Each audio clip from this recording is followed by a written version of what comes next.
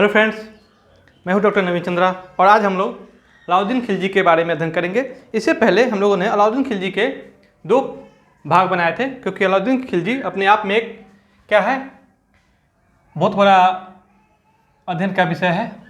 इसलिए इसके दो भाग हमने पहले भी बना चुका है। आज हम लोग इसके तीसरे भाग में अलाउद्दीन खिलजी के कुछ राजनीतिक आदर्श और उसकी बाजार नीति के बारे में अध्ययन करेंगे। ठीक है, तो अलाउद्दीन खिलजी, इसको हम लोग भाग 3 भी लिख सकते हैं, भाग 3। ठीक है, तो हम लोगों ने जैसे पहले ही बात की है कि इसमें हम लोग दो चीज़ का अध्ययन करेंगे। एक होगा इनका राजनीतिक आदर्श, जिनके ऊपर इन्होंने अपना शासन की बागडोर संभाली और शासन किया, और दूसरा था इनकी आर्थिक नीति सुधार, यानी कि कह सकते हैं मूल रूप से इनका बाजार नियंत्रण प्रणाली, जो विद्वानों के बीच में काफ़ी अध्ययन का, बहुत बड़ा अध्ययन का विषय रहा है। ठीक, तो आज हम लोग शुरुआत करते हैं इनके राजनीतिक आदर्श के बारे में। अलाउद्दीन खिलजी ने राजनीति को धर्म से अलग रखा, यानी कि दोनों को आपस में मिलाने का काम नहीं किया। हम लोग जानते हैं कि जो अलाउद्दीन खिलजी थे वह आपको निरक्षर व्यक्ति था, यानी कि वह शिक्षित व्यक्ति नहीं था। ठीक है, इतना होने के बाद भी, निरक्षर होने के बाद भी, अनपढ़ होने के बावजूद भी उन्होंने राजनीति और धर्म को अलग अलग रखा और दोनों को एक साथ मिक्स करने का काम नहीं किया, क्योंकि वो कहा करते थे कि राजनीति जो होता है यह धर्म से अलग विषय होता है। ठीक है, मैं वही काम, उन्होंने कहा भी है बर्नी को कि मैं वही काम करता हूं जो हमें राज के लिए उचित लगता है, भले ही इसका संबंध कुरान से हो या न हो, इससे प्रजा का भलाई होना चाहिए। ठीक है, तो इसलिए अलाउद्दीन खिलजी ने राजनीति को धर्म से अलग रखा। ठीक है, उसने अपने शासन व्यवस्था में मुलाओं का मतलब समझ ही रहे हैं आप लोग, मुस्लिम जगत के जो पंडित होते हैं, धर्म के प्रधान होते हैं, पंडे पुजारी, उसको मुला कहते हैं। तो उसने मुला और खलीफा का मतलब समझ ही रहे हैं, मुस्लिम जगत के धार्मिक प्रधान, पूरे मुस्लिम समाज का धार्मिक प्रधान पूरे विश्व में एक होता था पहले, खलीफा। ठीक है, जो अल्लाह का प्रतिनिधि के रूप में पृथ्वी पर रहते थे। तो अलाउद्दीन खिलजी ने मुला और खलीफा को प्रशासनिक व्यवस्था में कोई भी हस्तक्षेप या किसी प्रकार का हस्तक्षेप नहीं करने दिया। देख रहे हैं कितनी बड़ी बात है कि उन्होंने धर्म और राजनीति को अलग रखा। उसने मुला और खलीफा को भारतीय प्रशासनिक व्यवस्था, यानी कि अपने प्रशासनिक व्यवस्था में दखल देने का काम नहीं करने दिया। ठीक है, देख रहे हैं, इतना ही नहीं, अलाउद्दीन खिलजी ने शासन में, किस चीज में, अपने शासन व्यवस्था में इस्लाम धर्म के सिद्धांतों का प्रयोग नहीं किया। ये तो और बेहतर नीति हो गई कि उन्होंने इस्लाम धर्म के जो सिद्धांत थे उससे उन्होंने कोई भी इत्तेफाक नहीं रखा अपने राज व्यवस्था को चलाने में। ठीक है, और यही नहीं, अलाउद्दीन खिलजी ने बलबन के जातीय उच्चतावादी, यानी कि बलबन ने जो अपने शासन व्यवस्था में जातीय उच्चतावादी नीति का अनुसरण किया था, जिसमें उन्होंने खुद एक नीच जाति का होने के बावजूद, गुलाम होने के बावजूद भी अपने आप को अफरासियाब वंशज के साथ अपना नाम जोड़ के अपने आप को ऊंच दिखाने का काम किया था।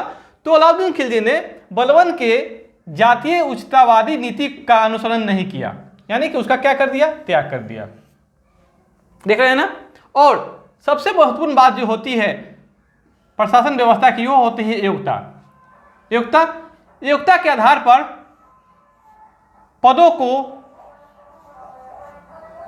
निर्धारित किया, यानी कि जिसके पास जो योग्यता हो वही पद का हकदार बनेगा। इसमें किसी प्रकार की कोई जातीय श्रेणी नहीं निर्धारित की गई थी। ठीक है, यानी कि योग्यता के आधार पर अगर किसी पद को भरा जाए तो वहाँ की जो प्रशासनिक व्यवस्था होती है, शासन व्यवस्था होती है, काफ़ी उत्कृष्ट होती है। ठीक है, तो अलाउद्दीन खिलजी ने अपनी प्रशासनिक व्यवस्था के के लिए, अपनी राजनीतिक व्यवस्था के लिए, शासन व्यवस्था के लिए न धर्म को राजनीति में मिलाया, यानी कि धर्म से अलग रखा, मुल्लाओं को अलग रखा, खलीफा की बात को नहीं माना, ठीक है। और यही नहीं, यहाँ पर योग्यता के आधार पर पदों का वितरण किया। इसमें किसी प्रकार की कोई जातीय धर्म के आधार पर भेदभाव नहीं किया गया। ये अलाउद्दीन खिलजी की बेहतरीन नीति थी उनके शासन व्यवस्था की, ठीक है, जो उनके राजनीतिक आदर्श कहे जाते हैं, ठीक है। आई बात समझ में आप लोगों को? अब है अलाउद्दीन की एक बेहतरीन नीति जो विद्वानों के बीच में काफ़ी बहुत बड़ा एक अध्ययन का विषय है, वो है उसकी आर्थिक सुधार नीति, आर्थिक सुधार नीति, ठीक है, जो है जिसे हम लोग शॉर्टकट में कहते हैं बाजार नियंत्रण प्रणाली। अलाउद्दीन खिलजी के पास बहुत बड़ी समस्या थी, मंगोलों का आक्रमण हो या अपने साम्राज्य की विस्तार करने की समस्या हो, उनकी महत्वाकांक्षा हो, क्योंकि वो अलाउद्दीन खिलजी दूसरा सिकंदर बनना चाहता था और वो मंगोलों के आक्रमण को भी रोकना चाहता था।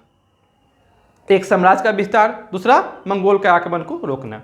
क्योंकि आपको पता होना चाहिए कि सबसे ज़्यादा मंगोल का आक्रमण किसके समय में हुआ? तो अलाउद्दीन खिलजी के समय में। किसके समय में? अलाउद्दीन खिलजी के समय में सबसे ज़्यादा मंगोलों का आक्रमण हुआ और इनका साम्राज्य विस्तार भी बहुत बड़ी महत्वाकांक्षा थी। इसके लिए उनको जरूरत क्या थी? एक सेना की, ठीक है, बहुत बड़ी सेना। और अलाउद्दीन खिलजी की सबसे बेहतर नीति थी सेना को नगद वेतन देना, फिर चेहरा पर नाली, हुलिया पत्ती लिखना, घोड़े को दागने की प्रथा। तो ये जो था सेना को मजबूतीकरण का क्या था, इनका काम था। इन्होंने जो नीति अपनाई थी सेना को मजबूतीकरण करने की नीति, क्या क्या? हुलिया पत्ती, सेना क्या? हुलिया लिखना, ठीक है। उसके बाद नगद वेतन, ठीक है। उसके बाद घोड़े की दाग की प्रथा, घोड़े के दागने की प्रथा, ताकि कोई गलत घोड़ा युद्ध में न लेके आए। यह सेना की मजबूतीकरण के लिए, ताकि साम्राज्य विस्तार और मंगोलों के आक्रमण को रोका जा सके या साम्राज्य का विस्तार किया जा सके। इसीलिए उनको एक बहुत बड़ी सेना की जरूरत थी और सेना को अगर क्या कहते हैं ज़्यादा वेतन दिया जाता तो इनका राजकोष बहुत जल्दी ही खाली हो जाता, जो देश की सुरक्षा व्यवस्था की, आर्थिक व्यवस्था, हर चीज़ के लिए क्या होता? नागवार होता। इसीलिए अलाउद्दीन खिलजी ने इस सारी समस्याओं को देखते हुए उन्होंने बाजार को ही नियंत्रण करने का काम किया। देख रहे हैं ना, एक ऐसा शासक जो पढ़ा लिखा न होने के बावजूद भी अर्थव्यवस्था को ऐसा घुमाया कि पूरे के पूरे जो इनका साम्राज्य था वहाँ पूरा का पूरा क्या कहते हैं महंगाई व्यवस्था को ही नियंत्रित करके रख दिया, जो आजकल वर्तमान में बड़े बड़े अर्थशास्त्री नहीं कर पाते। ऑक्सफोर्ड यूनिवर्सिटी हो, कैम्ब्रिज यूनिवर्सिटी हो या मैसाचुसेट्स MIT कॉलेज के इकोनॉमिक्स स्पेशलिस्ट हो, ये सब क्या होते हैं, इतने बड़े पढ़े लिखे होने के बावजूद भी आजकल महंगाई इन लोग से काबू नहीं हो पा रहे हैं। और देख रहे हैं ये अनपढ़ होते हुए भी अलाउद्दीन खिलजी ने बाजार को बेहतर ढंग से नियंत्रित किया था, ठीक है। तो बाजार नियंत्रण जो प्रणाली था किस लिए था? विशाल सैनिकों को कम वेतन पर जीवन यापन हो सके, क्योंकि अलाउद्दीन खिलजी के पास क्या था? बहुत बड़ी सेना थी और सेना को क्या दिया जाता था? नगद वेतन। नगद वेतन, नगद वेतन ज़्यादा दिन तक दिया जाता, ज़्यादा मात्रा में, तो राजकोष क्या हो जाता? खाली हो जाता। इसलिए नगद वेतन क्या दिया गया? किस बहुत कम पैसा दिया गया, ठीक है। और क्योंकि अब देख लीजिए थोड़े से पैसा में किसी भी सैनिक का गुजारा कैसे हो, क्योंकि महंगाई चरम सीमा पर होती थी। तो अलाउद्दीन खिलजी ने क्या किया? जरूरत की जो वस्तुएं थी उसके दाम को ही क्या कर दिया? कम कर दिया, ताकि जो सैनिक कम से कम भी उसको हम वेतन दे तो अपना जीवन यापन खुशी खुशी कर सके। इसीलिए उन्होंने बाजार को ही नियंत्रित करने का काम किया, क्योंकि अलाउद्दीन खिलजी के पास दो ही रास्ते थे। अलाउद्दीन खिलजी के पास दो ही रास्ते थे। एक था या तो सैनिकों के वेतन में क्या करना है? वृद्धि करना है। सैनिकों के वेतन में क्या करना है? वृद्धि करना है, जो कि नहीं हो पाता, क्योंकि इनका साम्राज्य का जो विस्तार था वहाँ से जो राजस्व आते थे वो उतना ही होते थे जितना कि वेतन दिया जा सके। उसमें अगर वेतन में वृद्धि करते तो मात्र 5 से 6 वर्ष ही इनका राजकोष, 5 से 6 वर्ष में ही राजकोष क्या हो जाता? खाली हो जाता, ठीक है। तो ये तो और भी बहुत बड़ी समस्या थी। दूसरा था कि बाजार को ही नियंत्रित कर लिया जाए। जरूरत की जो वस्तुएं होती है, खाने की वस्तुएं, कपड़े लत्ते, ठीक है, इनके मूल्य को क्या किया जाए, नियंत्रित कर दिया जाए। मुल्क वस्तुओं के मूल्य को, वस्तुओं के मूल्य को क्या किया जाए, कम कर दिया जाए।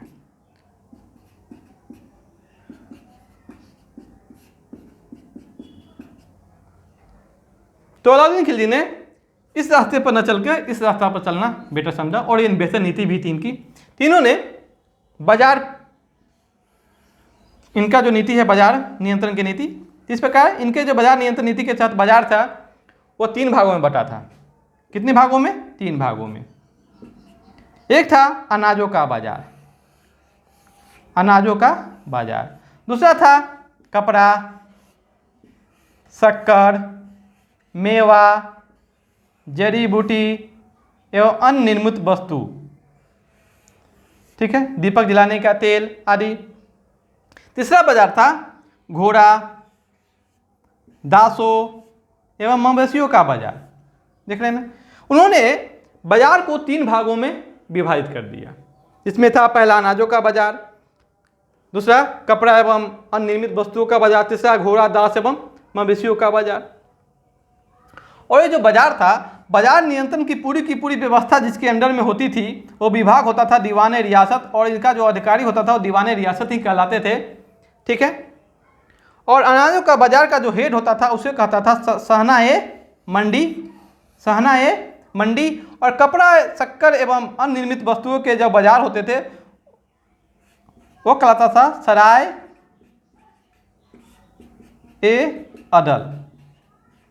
सराय-ए-अदल, ठीक है। तो अनाजों का जो बाजार था, सबसे पहले हम लोग आते हैं अनाजों का बाजार। तो ये इसको हम लोग सहना मंडी नामक बाजार कहते हैं। क्या, सहना मंडी, ठीक है। इसमें राशनिंग सिस्टम किया गया था, राशनिंग सिस्टम जो वर्तमान में हमारे यहाँ कोटा प्रणाली सिस्टम है, सार्वजनिक जन वितरण प्रणाली के तहत जो हम लोग को खाद्यान्न सुरक्षा योजना के तहत अनाज मिलती है, किरासन तेल मिलता है। तो इससे पहले हमारे इस पीडीएस प्रणाली के तहत बहुत सारे वस्तुएं हमको मिला करती थी। तो अलाउद्दीन खिलजी ने अपने जो बाजार था अनाजों का बाजार, उसके साथ उन्होंने कोटा प्रणाली सिस्टम लागू करके हर व्यक्ति को एक निश्चित मात्रा में अनाज देना निश्चित करवाया। ये अलाउद्दीन की काफ़ी नवीन सोच थी, नवीन सोच, दिख रहे हैं ना। और इसका जो प्रधान बना, अनाजों का जो प्रधान बना वो था मलिक कबूल। अनाजों का जो बाजार था इसका प्रधान था मलिक कबूल, मलिक काफूर नहीं, मलिक कबूल, ठीक है। इन्होंने सहना मंडी का जो अधिकारी था वो कौन था, मलिक कबूल। और हर एक अनाज का अलग अलग बाजार था, हर एक अनाज का अलग अलग क्या था, बाजार था। और कम तोलने वाले को भी सज़ा मिलता था, ज़्यादा रेट लेने वाले को भी सज़ा मिलता था। यानी कि जो सज़ा प्रणाली थी वो काफ़ी सख्त थी, ताकि लोग गलत कदम न उठाएं, न किसी को कम तोले और न ही किसी से ज़्यादा कीमत वसूल करे, ठीक है। अगला बाजार था कपड़ा, शक्कर, मेवा, जड़ी बूटी एवं अन्य निर्मित वस्तुओं का बाजार, जिसे हम लोग क्या कहते हैं, सराय-ए-अदल। तो इनमें दीपक जलाने का तेल भी था, मेवा भी था, जड़ी बूटी, शक्कर, कपड़ा। तो ये जो बाजार था इस पर अलाउद्दीन खिलजी की बेहद फोकस था। इस बाजार पर अलाउद्दीन खिलजी का क्या था, ज़्यादा फोकस था। क्यों? क्योंकि जो कपड़े थे उस समय महंगे अच्छे कपड़े वो अधिकतर आपको राजघराने को ही खरीद लिए जाते थे और उससे संबंधित मेंबर ही खरीद पाते थे, और कुछ अमीर होते हैं, जमींदार जो इक़्तिदार होते थे वो खरीदते थे। तो अलाउद्दीन खिलजी ने यहाँ भी कोटा सिस्टम लागू किया कि कितना मीटर कपड़ा किस शख्स को खरीदना है, और महंगे कपड़े सस्ते में बिके, विदेश से लाए गए कपड़े सस्ते में बाजार में मिले दिल्ली के बाजार में। इसके लिए व्यापारियों को सरकारी सहायता दी जाती थी, ताकि वह अलाउद्दीन खिलजी के द्वारा तय किए गए रेट के आधार पर ही कपड़ा का क्या करे, बिक्री करे, ठीक है। और ये सराय-ए-अदल का जो बाजार था, यह बदायूं द्वार, दिल्ली के जो बदायूं द्वार था उसके समीप एक बहुत बड़े मैदान में स्थापित किया गया था, और कहते हैं सरकारी सहायता से प्राप्त बाजार था। क्योंकि हम पहले ही बता चुके हैं कि इस कपड़े को जहाँ विदेश से लाए जाते थे तो बहुत बड़े दाम पे लाए जाते थे, और यहाँ बेचने के लिए उसको क्या मिलता था, सब्सिडी मिलता था कि आप इससे कम दाम पर बेचें, जो हमारे लोग इसे खरीद पाने में सक्षम हो सके।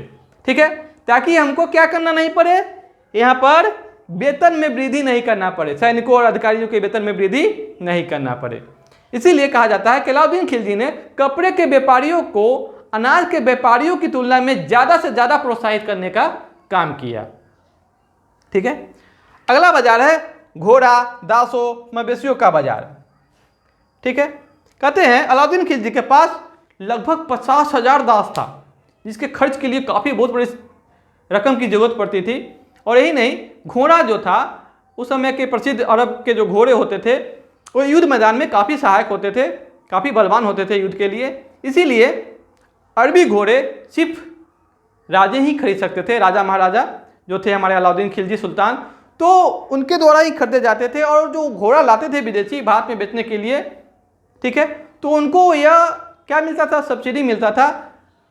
ठीक है, कि आप कम दाम में घोड़ा यहाँ पर बेचे। ठीक है, और मवेशी का बाजार था, यानी हर चीज़ पर नियंत्रण करने का काम किसने किया था, अलाउद्दीन खिलजी ने।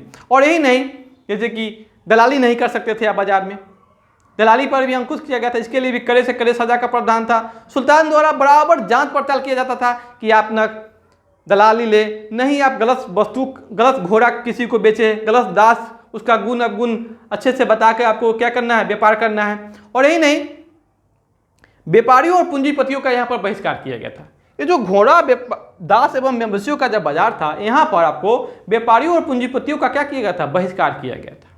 यहाँ पर डायरेक्ट क्या हम पहले ही बोले हैं कि घोड़ा और दास पर ज़्यादा से ज़्यादा आपको अलाउद्दीन खिलजी का ही क्या होता था, अधिकार होता था, क्योंकि जो भी अच्छे दास होते थे अलाउद्दीन खिलजी के दास खाना में चले जाते थे, और घोड़े भी तबेले में चले जाते थे, जो कि अलाउद्दीन खिलजी के लिए उपयुक्त होते थे। और इसका कीमत कौन तय करेगा, तो इसके कीमत होते थे क्या थे, किस्म के अनुसार, घोड़ा किस किस्म का है, मवेशी किस किस्म का है, दास के क्या गुण अवगुण है, उसके आधार पर रेट तय किए जाते थे। ठीक है, और ये सारे जो बाजार है, इस पर मूल्य नियंत्रण को सफल बनाने में मुहत्सिब एवं नाजिर की भी महत्वपूर्ण भूमिका थी। कहते हैं बरीद जो होते हैं, गुप्तचर, वो बाजार में घूम घूम कर दुकान बाई दुकान आपको दुकानदारों की खबर लिया करते थे कि कौन अच्छा वस्तु बेच रहा है, तय दाम पर बेच रहा है, या तय क्या कहते हैं ओजन के हिसाब से बेच रहा है या नहीं बेच रहा है, इसकी खबर रखता था बरीद। और गलत करने वाले को कड़ा सजा दिया जाता था। इसलिए कोई जानबूझकर भी या अनजाने में भी यह काम गलत नहीं करना चाहता था। ये अलाउद्दीन खिलजी की बहुत ही बेहतरीन नीति थी, बाजार नियंत्रण प्रणाली। ठीक है, इस सारी व्यवस्था को अगर किया जाए तो गुप्तचर विभाग ने मजबूती दिलाने का काम किया था। किस विभाग ने, गुप्तचर विभाग, जो मरीद ए मुमालिक के नाम से जाना जाता था, बरीद ए मुमालिक। और इसके अंडर में जो काम करते थे वो क्या कहलाते थे, बरीद। ठीक है, और कहते हैं इसी के बल पर अलाउद्दीन खिलजी ने एक बेहतर शासन चलाया था, क्योंकि उनकी जो गुप्तचर प्रणाली व्यवस्था थी बेहतरीन थी। ठीक है, अब आते हैं बाजार नियंत्रण प्रणाली में कुछ जो अधिकारी थे महत्वपूर्ण, उस अधिकारियों के बारे में हम लोग चर्चा करते हैं। पहला था दीवाने रियासत, जो पूरे के पूरे बाजार व्यवस्था के क्या होते थे, हेड होते थे, प्रधान होते थे। इनका काम था बाजार नियंत्रण की पूरी व्यवस्था का संचालन, यानी कि बाजार व्यवस्था के क्या थे, संचालन करता थे। यानी कोई भी आदमी व्यापार करने आता था, विदेशी हो या देशी हो, आपको दीवाने रियासत में जाकर आपको पंजीकरण कराना होता था। इनके अनुमति के बिना आप व्यापार नहीं कर सकते थे। ठीक है, अब सहना मंडी, अगला जो अधिकारी था क्रम के अनुसार दीवाने रियासत के नीचे जो काम करते थे वो थे सहना मंडी। ये प्रत्येक बाजार का क्या होते थे, अधीक्षक होते थे, जिसको चेयरमैन कहते हैं हम लोग। हर बाजार का एक सहना मंडी होता था, जो अधिकारी होते थे। ठीक है, और सहना मंडी के अंडर में काम करते थे बरीद, जो बाजार के अंदर घूम घूम कर, देख रहे हैं ना, घूम घूम कर बाजार का निरीक्षण का कार्य करते थे कि बाजार का जो व्यापारी लोग हैं वो सही से काम कर रहे हैं कि नहीं कर रहे हैं। और बरीद के नीचे जो काम करते थे वो होते थे मुन्हियान, जो गुप्तचर का काम करते थे और ये सूचना पहुंचाते थे कि कौन सा व्यापारी गलत कर रहा है, कौन सा व्यापारी सही कर रहा है। ठीक है, अब आते हैं अलाउद्दीन खिलजी ने सारे बाजार नियंत्रण प्रणाली के लिए क्यों अपनाया। उस बाजार नियंत्रण प्रणाली था, अलाउद्दीन खिलजी ने एक अनपढ़ शासक होते हुए भी इतनी बेहतरीन नीति का संचालन किया और सफल ही बनाया, अपने समय में सफल बनाया। भले ही उसके जो उत्तराधिकारी हो उनके समय में ये बाजार नियंत्रण क्या हो जाएगा, सफल हो जाएगा, लेकिन अलाउद्दीन खिलजी के जब तक जिंदा रहे यह बाजार नियंत्रण प्रणाली काफ़ी सफलतापूर्वक चलता रहा। ठीक है, तो अलाउद्दीन खिलजी ने बाजार व्यवस्था का अलाउद्दीन खिलजी के बाजार व्यवस्था का मुख्य उद्देश्य क्या था। मुख्य उद्देश्य था सैनिकों के वेतन में वृद्धि न करके वस्तुओं के मूल्यों में कमी करना, यानी या उसके दाम को बढ़ने से रोकना। और क्या अलाउद्दीन खिलजी ने जो बाजार नियंत्रण प्रणाली अपनाया था, तो क्या इसका फायदा सिर्फ सैनिकों के लिए था? नहीं, इसका फायदा सैनिकों के साथ साथ जो भी उस बाजार में जाए उसको भी फायदा मिलना था। ठीक है, नहीं किसी जात विशेष के लिए नहीं था, किसी धर्म विशेष के लिए नहीं था, किसी व्यक्तिगत सैनिकों के लिए नहीं था, यह आपको हर एक के लिए खुला हुआ बाजार था। इसमें जो भी उसमें जाके आपको खरीदारी करे सबके लिए था। तो ज़्यादातर आपको दिल्ली के आसपास के लोगों को काफ़ी फायदा पहुंचा अलाउद्दीन के बाजार नियंत्रण प्रणाली से। ठीक है, कहते हैं अलाउद्दीन खिलजी ने राजस्व के अतिरिक्त, राजस्व समझ ही रहे हैं, जो जमीन से पैदावार का जो हिस्सा मिलता था 1/2, ठीक है, उसके अतिरिक्त ये पहला शासक होगा जो एक नया टैक्स लगाएगा 2, जिसमें एक आ जाएगा आवास कर, यानी कि घर, आपको घर बना है उस पर टैक्स देना पड़ता था। दूसरा चराई कर। चराई कर का मतलब क्या है, दुधारू पशुओं पर लगने वाला टैक्स, यानी कि जिसके पशु दुधारू थे उनको भी टैक्स देना पड़ता था और जिनका घर होता था उनको भी टैक्स देना पड़ता था। यह जो टैक्स है ये अलाउद्दीन खिलजी पहला ऐसा शासक है जिसने ये 2 टैक्स नया लगाया। ठीक है, आवास कर यानी घर कर या चराई कर। ठीक है, अलाउद्दीन ने राजस्व व्यवस्था से भ्रष्टाचार और लूट को खत्म करने के लिए, देख रहे हैं ना, अलाउद्दीन खिलजी खुद अपने आप में क्या था, सशक्त शासक था, मजबूत शासक था, और वह चाहता था कि हमारा जो व्यवस्था हो वो क्या हो, भ्रष्टाचार मुक्त हो, लूट मुक्त हो। तो इसने अपने राजस्व व्यवस्था को भ्रष्टाचार से मुक्त करने के लिए, लूट से मुक्त करने के लिए, ठीक है ना, एक अलग नया विभाग यह स्थापित कर दिया, एक अलग नया विभाग यह स्थापित किया जिस विभाग का नाम था दीवाने मुस्तखराज।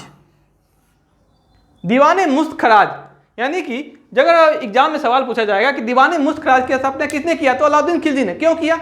राजस्व व्यवस्था में भ्रष्टाचार और लूट को खत्म करने के लिए। ठीक है, अब आते हैं उनके द्वारा बनाया गया एक महत्वपूर्ण संरचना, अलाई दरवाजा। अलाई दरवाजा जो कि कुतुब मीनार के एक ओर बना हुआ है, यह है आपको प्रारंभिक तुर्की कला का श्रेष्ठ नमूना। किस कला का? तुर्की कला का। कहते हैं अलाउद्दीन खिलजी जलोदर रोग से पीड़ित था। किस रोग से पीड़ित था? जलोदर रोग से पीड़ित था, और यही कारण है कि अंतिम समय इनका काफ़ी दुखमय गुजरा और यह इनकी मृत्यु 1316 ईस्वी में हो जाती है। ठीक है, इसके बाद इनका पुत्र कुतुबुद्दीन मुबारक खिलजी अगला शासक बनेगा। ठीक है, तो अगला हमारा जब टॉपिक होगा उसमें हम लोग खिलजी वंश का अंत और तुगलक वंश का शुरुआत अध्ययन करेंगे।